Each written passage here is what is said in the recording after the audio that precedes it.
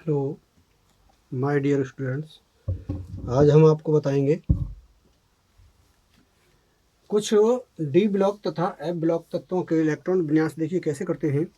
उसके लिए हमने कुछ उदाहरण ले रखे हैं। Chromium plus ion plus 3 ion, copper plus ion,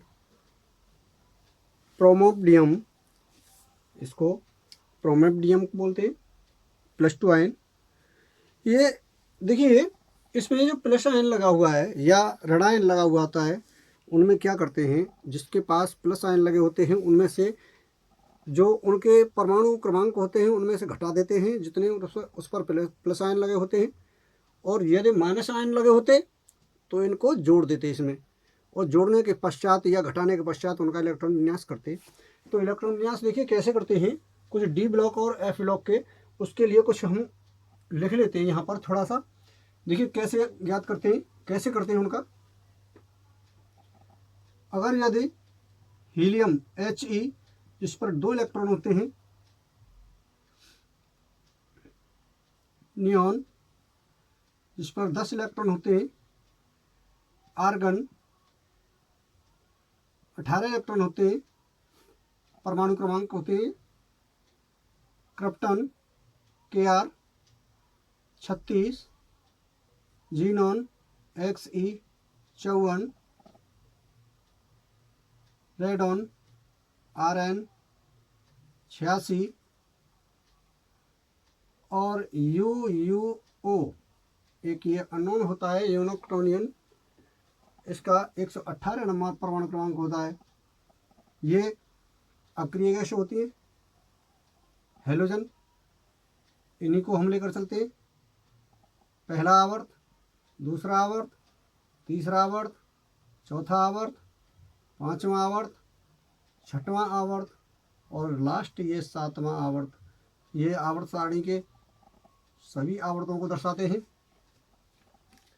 इसके लिए देखिए हम क्या क्या बता रहे थे अभी। ये था, देखिए ध्यान रखना आप, ये था हमारा क्रोमियम Cr प्लस 3 आयन। तो हम इसका इलेक्ट्रॉन विन्यास इस प्रकार करते हैं कि हमें डी ब्लॉक तत्व या एफ ब्लॉक तत्व प्राप्त हो जाए।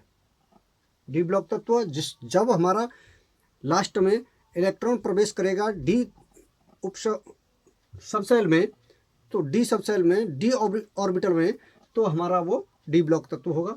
डी ऑर्बिटल में प्रवेश करेगा तो देखिए कैसे करेगा, मैं आपको 2 तरह से बता दूंगा, लेकिन आपको जो इंटर के कोर्स में है वो किस तरह है आपका परमाणु क्रमांक परमाणु विन्यास करना है वो देखिए।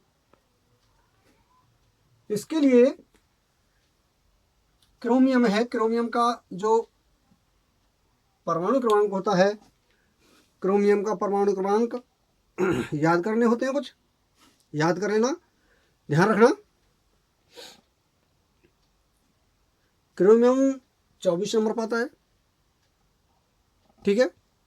24 नंबर पर जब क्रोमियम आता है तो 24 नंबर में से 3 नंबर को घटा देंगे इसमें, क्योंकि 3 इस पर प्लस आयन लगा हुआ है। 3 नंबर घटाएंगे तो कितना बचेगा, 21। 21 का परमाणु क्रमांक इस प्रकार करना है कि हमें ज़्यादा लंबी श्रृंखला न बनानी पड़े। तो देखिए यहाँ पर, यहाँ इसमें देखते हैं 21 किससे कम है और किससे ज़्यादा है। तो 21 देखो 18 से ज़्यादा है, 36 से कम है 21। तो जिससे कम, जिससे ज़्यादा होता है उस ऑर्बिटल को यहाँ से लेते हैं। देखो उस आवर्त को यहाँ से ले लो, ये ले लिया हमने, ये ले लेंगे 18 को यहाँ से ले लें तो ये हो जाएगा Ar 18, और दूसरे में इसके बाद में क्या हो जाएगा 18, 21 के लिए 18 तो ये हो गया। अब इसके बाद 3D डी पर कितना आना चाहिए, डी पर आना चाहिए 18 3 21। ये 3D ब्लॉक यानी डी ब्लॉक का तत्व हो गया, डी ब्लॉक का तत्व है। इसी प्रकार copper Cu plus ion, copper 29 पर होता है, कॉपर 29 पर होता है, ध्यान रखेंगे। और 29 भी इसी श्रेणी में आता है, क्रिप्टन से कम है, आर्गन से ज़्यादा है, तो फिर इसका आर्गन ले लेंगे ध्यान रखना है। आर्गन 18। अब देखिए ध्यान रखें, अब हमें कितना चाहिए 18, और देखो यहाँ पर क्या था, ये 29 होता है कॉपर का, कॉपर से एक कम कर देंगे 28 हो जाएंगे, और 18 ये हो गया, 10 और आने चाहिए, तो 3D को इसका पूरा कर देंगे, 3D 10। ओके, इसके बाद में मैंने तीसरा लिया था प्रोमोडियम पीएम लेते हैं। पीएम का +2 आयन, ध्यान देना, पीएम कितना होता है, पीएम होता है हमारा 61 नंबर पर, जिसका परमाणु क्रमांक होता है 61। ठीक है, 61 परमाणु क्रमांक होता है। 61 में से 2 घटा दो, ये वाले 2 घटा दो। अब 2 घटाने पर क्या होता है कि ये होता है, हमें 59 प्राप्त होता है। अब 59 के लिए ध्यान देना, 59 यहाँ से प्राप्त होता है। अब 59 के लिए ध्यान देना है, यहाँ पर 59 किससे कम है और किससे ज़्यादा है, 86 से कम है, 54 से ज़्यादा है। यहाँ पर 18 से ज़्यादा थे, 36 से कम थे, इसलिए 18 लिया था।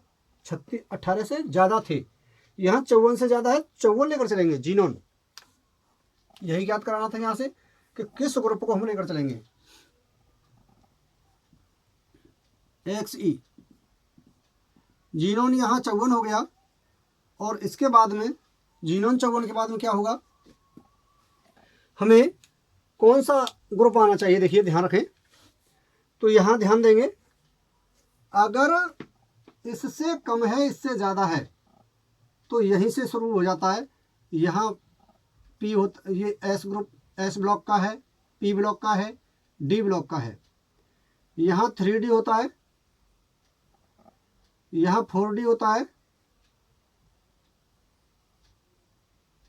लेकिन यहाँ पर 4D भी होता है और 4F भी होता है, 4F और 5D। यहाँ पर 5F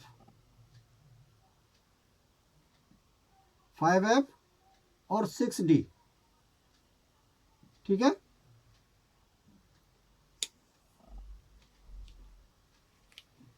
तो देखिए यह क्या हो गया, XE है, जीनोन है, जीनोन के बाद में क्या आएगा 4F। ठीक, 4F।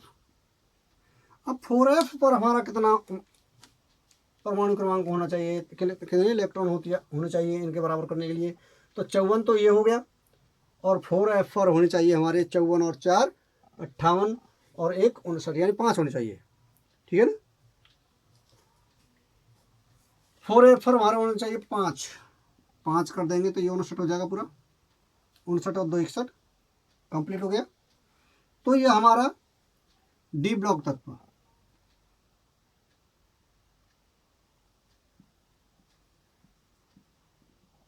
D ब्लॉक में आ गया, ये हमारा D ब्लॉक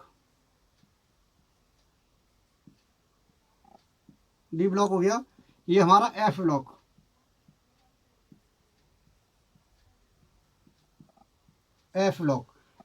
हम इनमें से हम इसी प्रकार ज्ञात कर सकते हैं कि हमारा लास्ट इलेक्ट्रॉन किस ऑर्बिटल में प्रवेश कर रहा है। यदि D ऑर्बिटल में प्रवेश कर रहा है तो D ब्लॉक का तत्व है, और यदि F ब्लॉक में प्रवेश कर रहा है तो F ब्लॉक का तत्व है।